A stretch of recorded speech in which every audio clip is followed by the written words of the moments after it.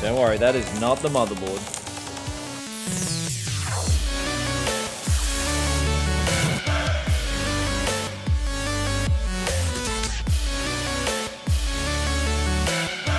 Today we're taking a look at the ASRock Phantom Gaming X Z390 motherboard. Now we're going to get the negatives out of the way first. There's two negatives I see with this motherboard. First is the price. It's very expensive, $349 US. In Australia, it's going to be released sometime in September, I believe. And then I'll update the pricing in AUD in the description below for you guys in Aussie land. But also another thing with Z390, as we can probably tell, is that this is a one-time purchase in that I don't really see an upgrade path for this motherboard past the 9900K. But with that said, today we're going to be testing this board on the 9900K, and I'm going to be doing a special test to try and extract as much power through the VRM as possible with an FPU test in AIDA64.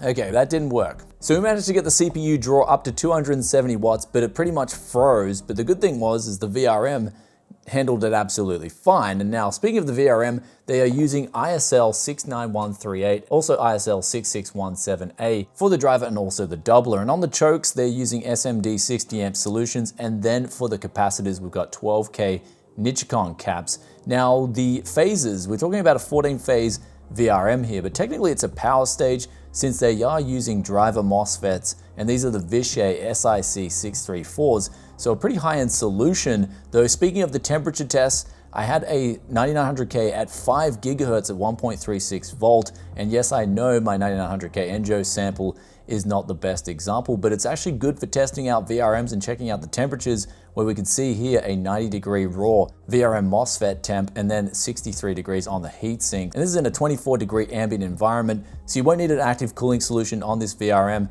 even if you're overclocking the 9900K. So the most important part of this motherboard, that is the VRM, checks out, it's good to go. But what about all the other features on this motherboard, as I honestly need a bit of a warm-up in preparation for all the X570 motherboards to be released. And with that said, let the testing begin.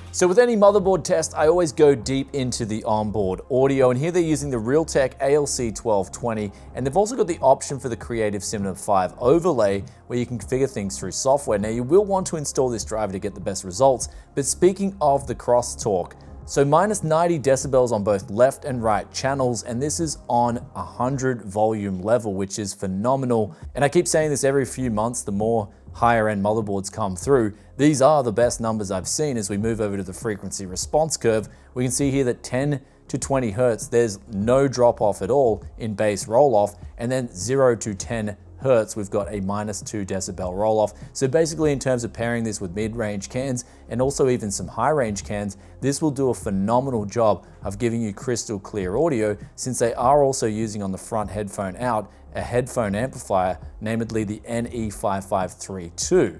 And they've also got Nichicon caps and an isolated area for that onboard audio, which does show in both the crosstalk and the frequency response numbers. The rest of the audio throughout the whole range was pretty much completely flat, and then having a smooth roll off as you enter the end of the test, which it maxes out at 20 kilohertz on this particular test. And they've also got up to 32 bits, 192 kilohertz of room there to wiggle on the headphone out. And then for the mic in and also line in, you've got support for up to 24-bit depth at 192 kilohertz. Now, speaking of the mic input, another test that I like to throw in for you guys, it's exceptional. I believe they're only using a slight amount of noise suppression, as I couldn't really detect any. So basically, if you wanted to use this for professional recordings, you could even use this onboard audio solution to do just that and get good results. But now here honestly is where the ASRock Phantom Gaming X breaks away from all the other ASRock boards, in this lineup, and that is the feature set. First of all, we've got 8 Pwm fan headers, which in the BIOS you can use the fan tuning software to make custom profiles and tune every individual fan header itself,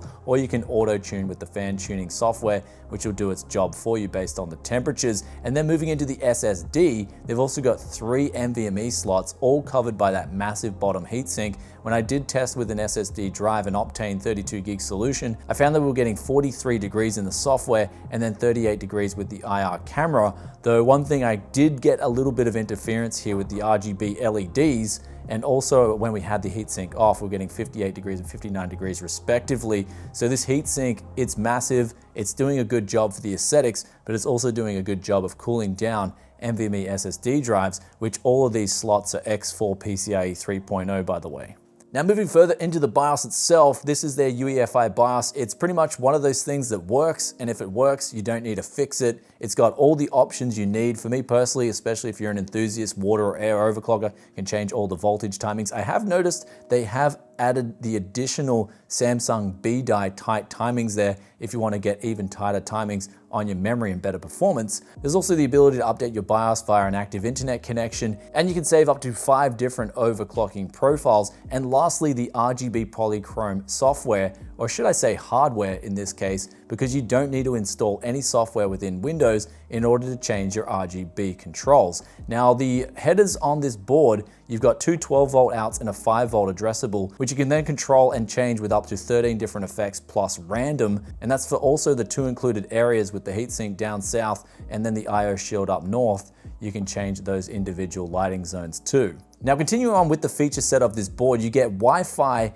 AX, 802.11ax, and that's essentially known as Wi-Fi 6. I did manage to do a speed test hooked up to my NAS, and it was capping out the write speeds at 1300 megabits per second, and then the read speeds were pretty much capping out at 3000 megabits per second. So this Wi-Fi solution does work pretty well. I'd love to test it at higher speeds, but unfortunately I can't hear it at the studio. And same with the realtek 2.5G solution. I tested that out and that was maxing out the read speeds over that landline over 3000 megabytes per second. And then we've got 2 additional NICs on board for 3 in total, those other 2 being Intel solutions if you want to use them, for instance, for gaming. If you don't trust the realtek, then you can use those 2 additional headers as well. They're going over the back of this board. You've also got your Wi-Fi antenna included in this package and 6 USB ports, 4 of those being Gen 3.2. I know this is a little bit tedious with the naming scheme.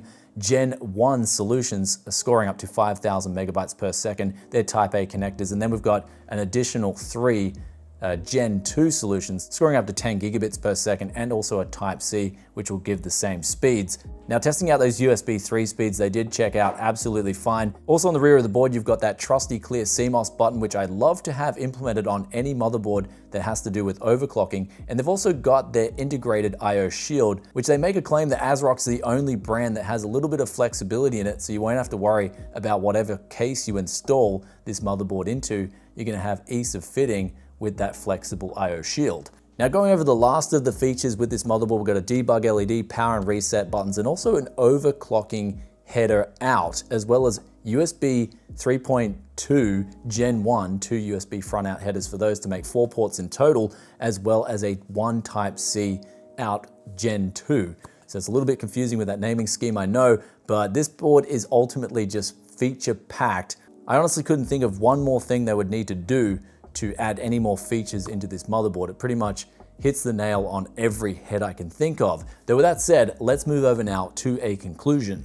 So there it is with the Phantom Gaming X, and as we said in the intro, it's $349 US, a big ask for a mainstream motherboard, though it is what they call their flagship board, and every single test I did here today on this motherboard definitely was worthy of calling it a flagship board. Now I am looking forward to what ASRock is doing on the X570 line, but this is definitely some good practice for them. As we can see with that onboard audio solution, they've got that perfect now. The VRM solution, especially a high-end solution like this, was implemented with no problems whatsoever. And then we move over to the rest of the feature set. It is just jam-packed with up to 8 different Pwm fan headers on board, and the BIOS checks out, the stability's there. And also the heatsinks all do a good job of keeping this board well under control, even with a bad sample like I've got of a 9900K that puts out a lot of heat. Now speaking of the heatsinks themselves, the last thing to mention is they have got a heatsink that does come over the back of the board. They say this gives more stability. I just think it's more of an aesthetic thing and more of a premium feel, which is a welcome addition. But again, that $349 US price tag, if you guys are willing to get the best from ASRock, then this will definitely offer the best. One thing that is missing, I guess the only thing to critique, is that on some of the boards at this price range, ASRock in the past have implemented a 10 gigabit per second NIC solution. This one, however, is 2.5 gigabits max, so that's the only thing I could think of, though it is pretty expensive in their defense to implement these 10 gigabit per second solutions, and not everyone uses them.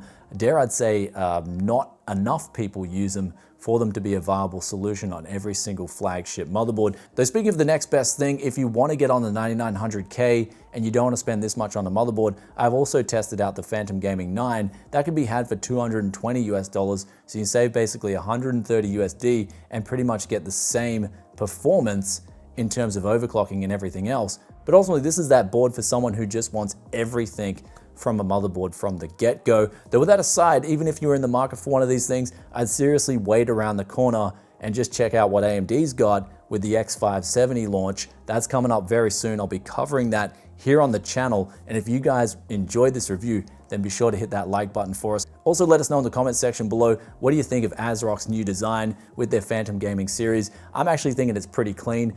That and the SteelSeries Legend, I think they're hitting the mark in 2019 quite well. I'm really looking forward to giving you guys some coverage on X570 as well. And with that said, if you want to see that the moment it drops, be sure to hit that subscribe button, ring the bell, and I'll catch you guys in another tech video very soon. Peace out for now. Bye.